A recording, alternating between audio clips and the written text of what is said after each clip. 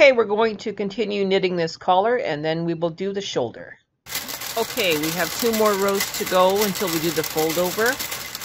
Just to reiterate, I'm going to let it knit the 2 rows. Then I'm going to turn off my knitting machine and make it do a purl row all the way across. And then I'll turn the machine back on and press KHC and reverse the 2x2 ribbon. Alright, here we go.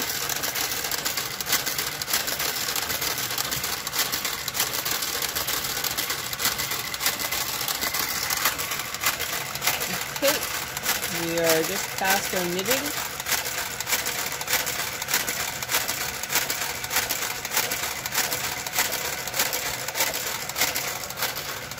Telling it to turn off. It's going to go the opposite direction. Still single, not going round and round. Turned off the machine. We're not going to knit across. It's going to purl this entire row.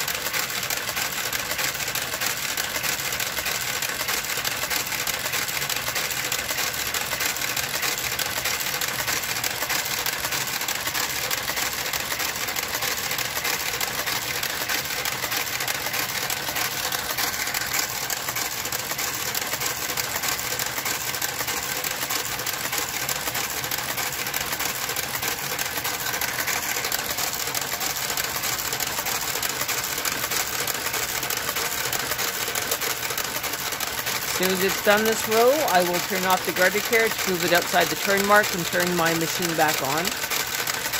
And reset my row counter to 0, 0, 0.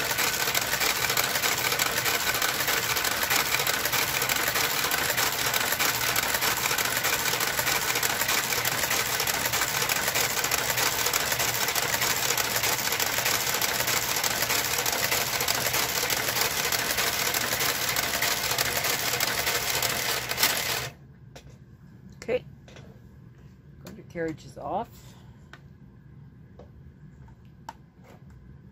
Gotta move my garter carriage over.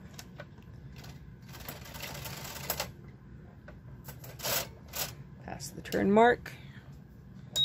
Turn my knitting machine back on, pressing KHC. That reverses the pattern.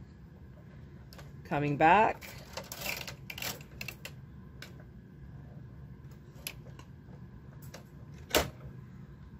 Reversing the direction on the garter carriage, multiple rows, setting the row counter for 15 rows. We have not changed the tension, that stays the same. I'm now going to tell it to go.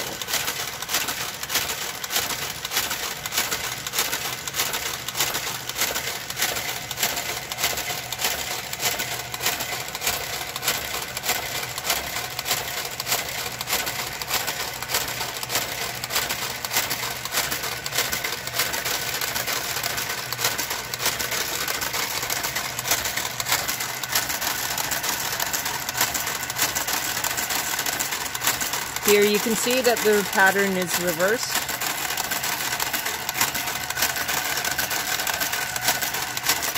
When it gets further along, I will show you again how 15 rows reversed looks compared to 15 rows not reversed. Okay, I think you can kind of see where it's purled here, knit here, and those ones overlap, and that will cause it to lay flat and have a perfect fold. Alright, we're at row 11 of 15. And now you can see the pattern a little bit better. I took off my ribber so that you can see when I do the fold over what's happening and why it's so cool.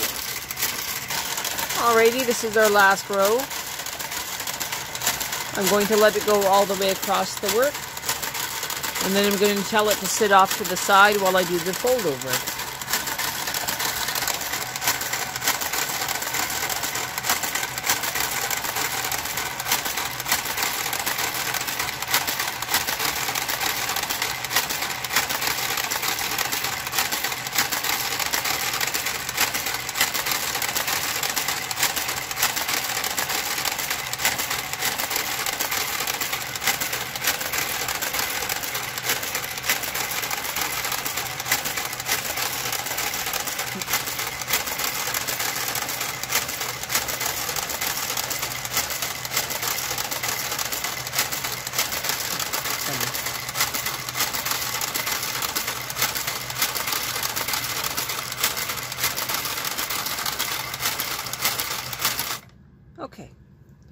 That's enough of that.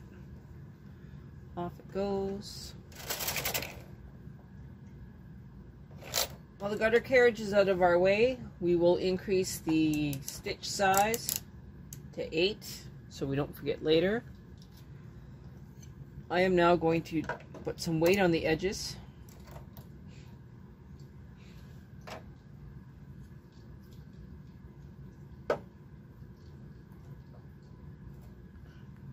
Middle.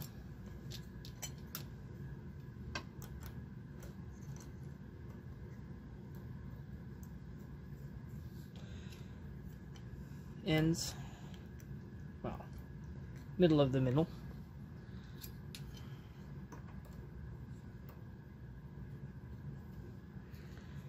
And take all these weights off.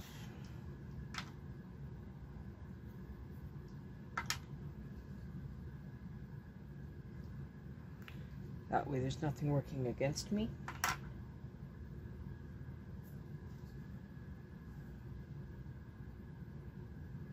Flipping over.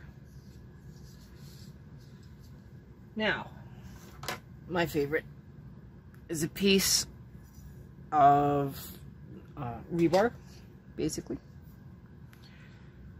And that will hold my edges while my fold over down, while I very carefully deal with all of this.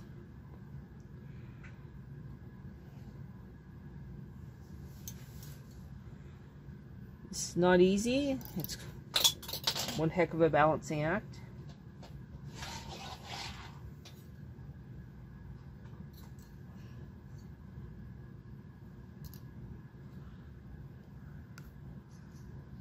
I am going to cheat a little bit. I'm going to bring out my center one and an edge one, just to hold that up a little bit for me while I try and find this end.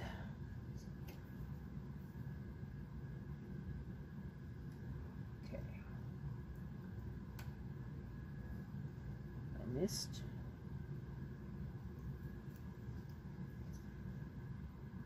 Again.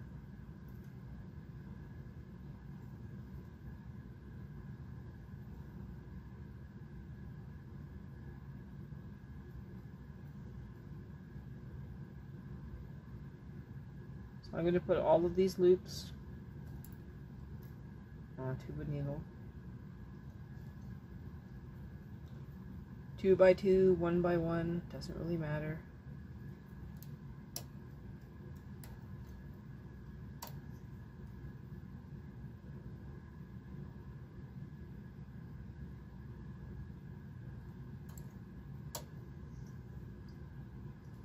Trying not to get my sleeve caught in my work.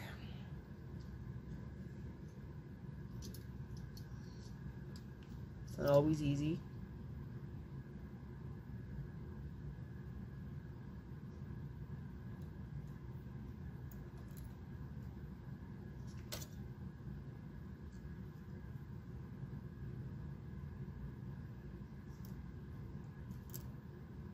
That's basically what I'm going to do. And I'll come back when this is ready. Still working on it. Now, if I tried to knit across with the garter carriage, with all of these needles out, I would be very, very sad. What I am going to do when I am all the way across is I'm going to very carefully work my way back with the transfer tool and move all of the needles back, all of the stitches back into the ends of the needles, so that nothing is in D or E. It'll all be in B position. I hope that makes sense. So all of the stitches, both, will be in that position. Okay? All right. Machine off. I am now going to remove the weights.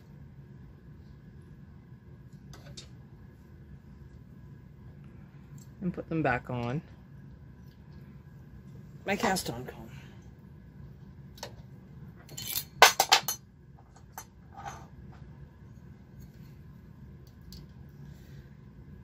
I will come back when that is done, and then I'll move the stitches. Alright, so here I go. Working my way backwards.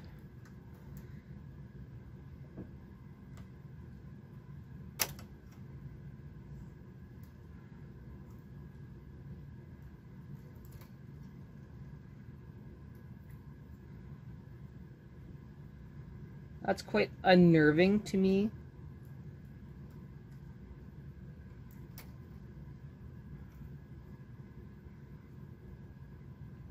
I think instead of using the garter carriage to knit across this, what I'm going to do is I'm going to use my K carriage, and I'm going to let the garter carriage go on the way back.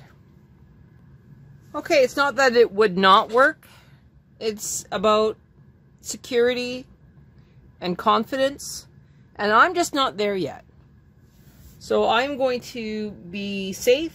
And I'm just going to knit across, tension 8 on my K carriage, 1 row, and then I'll start up the garter carriage again.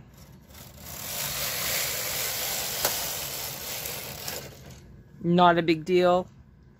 They're all locked in real nice. 1 more row, it'll just be with the garter carriage, and then we'll come back. Okay, so we have the garter carriage.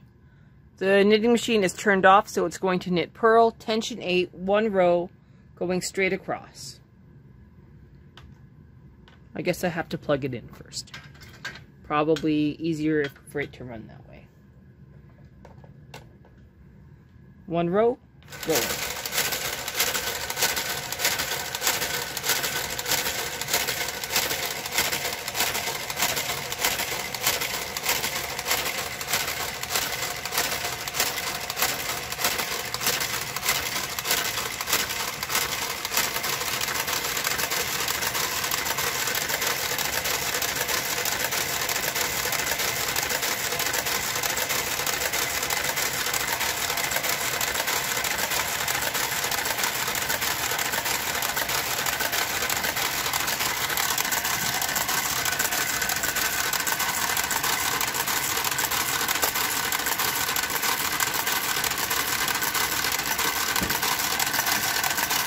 Now I bet you're wondering why I did a purl row here.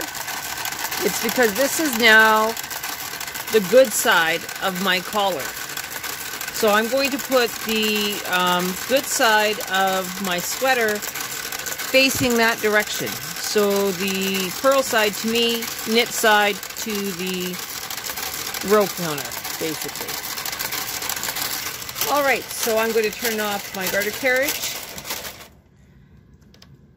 And I'm going to put it away for now, and we'll hang up that sweater.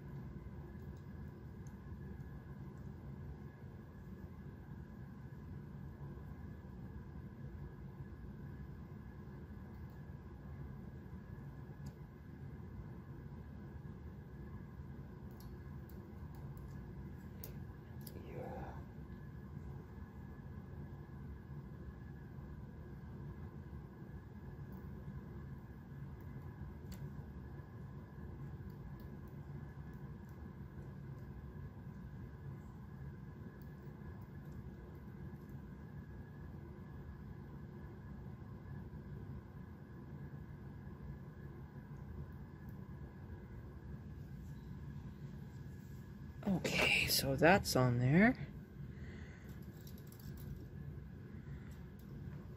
Now, we go to the opposite side. Find the stitch. It's not always easy to get that stitch.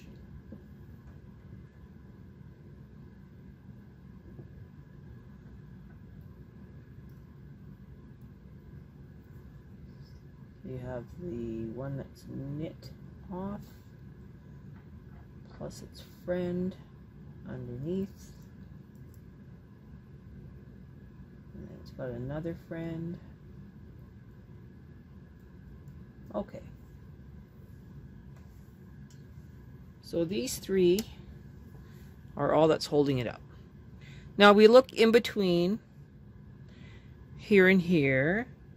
So we got 65, 67 plus 24. So if you take your calculator, 67 plus 24.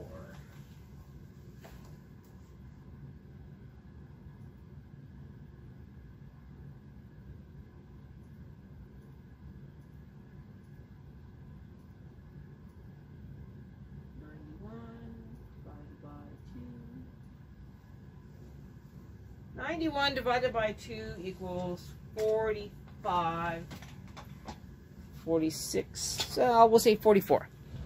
So if I count 44, 1, 2, 3, 5, 6, 7, 8, 9,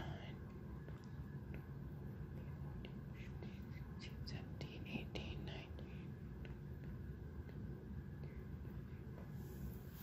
4, 27, 28, 32, 33, 36, 37, 38, 40, 41, 42. Center should be at 22. So 22, centered. It's okay if you're off a little bit. It's not going to matter.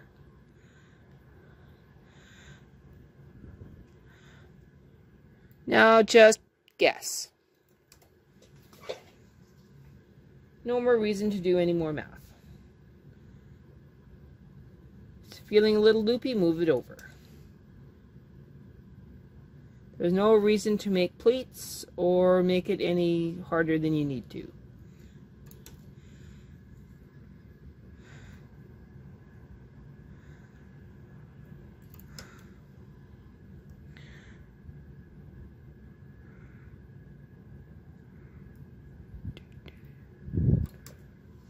And that's how easy it is to do a neckline.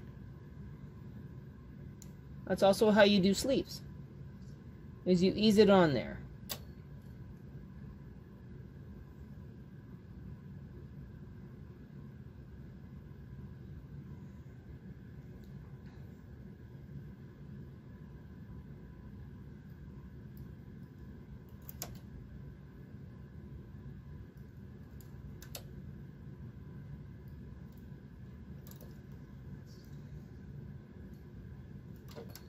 This is basically how you make your knitting machine into a linker.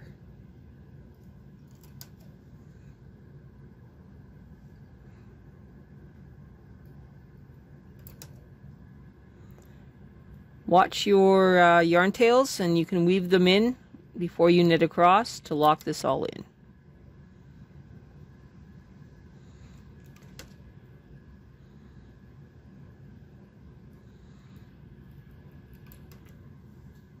I'll come back when this is all done. You can take a good look at it. Alright, you can see that it's fairly flat across. There's not a lot of puckering. I now have this one yarn tail. I'm going to weave it in.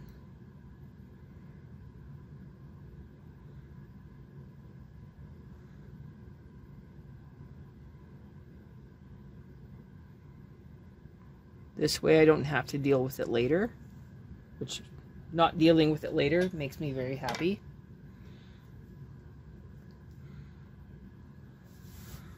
All of these can come forward.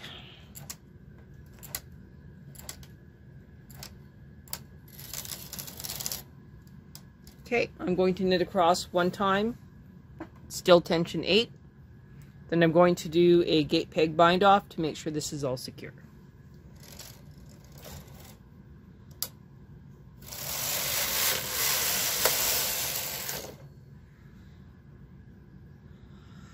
I will come back when I am at this end to do the gate peg. If this project was for a small child, I would not be gate peg binding off this collar. If this was for a small child, I would be doing backstitch. Backstitch would leave it with a whole bunch of play. As you can see, I am working my way across. It's a pretty slow process, but the end result is 100% worth it.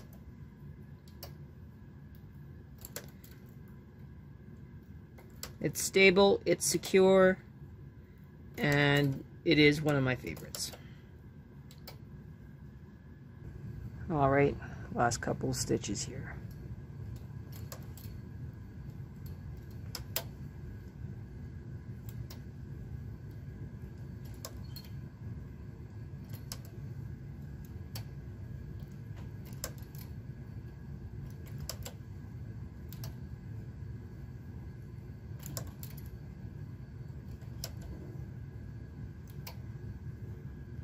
Last 10.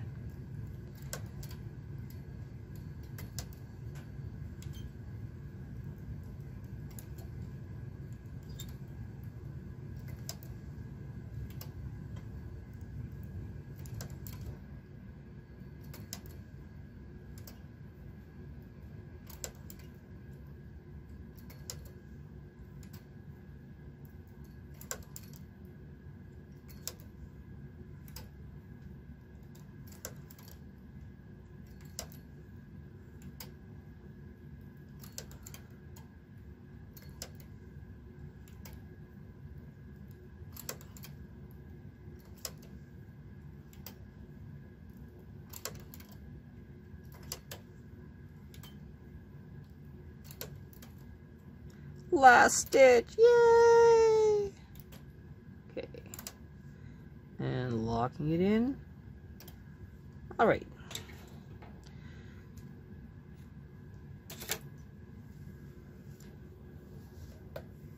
When I go to sew the shoulder, I have 2 of these stitch yarn tails to tuck in.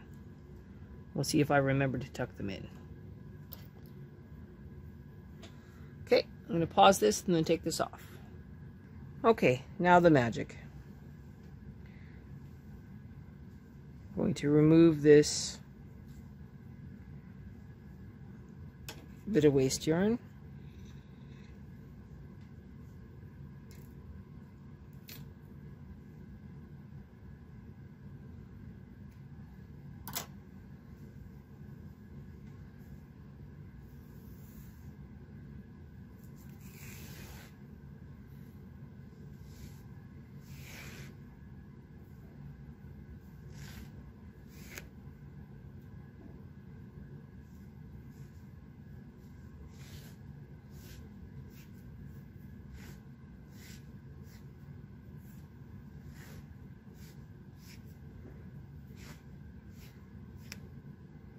Oops.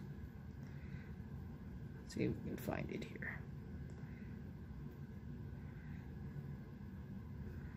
Okay, it's disappeared. Go back to this side. Pick out a little bit. A little bit more.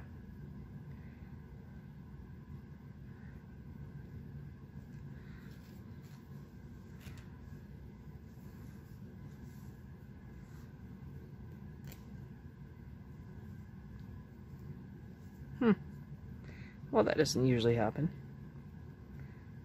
Okay.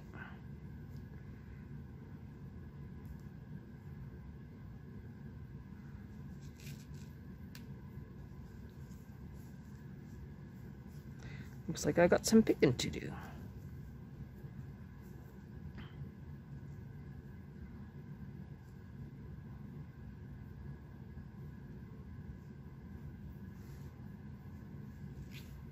There we go. Okay, so this is the front. And here we have a very, very neat and tidy, lace flat, round collar. That should fit over my son's head just fine. And it shouldn't choke him either. So now we are going to sew up this last shoulder seam. And then tomorrow we get on to the sleeves. So I'm going to put the work on the machine, and then we'll come back when it's time to knit off the shoulder. Next video, the second shoulder seam.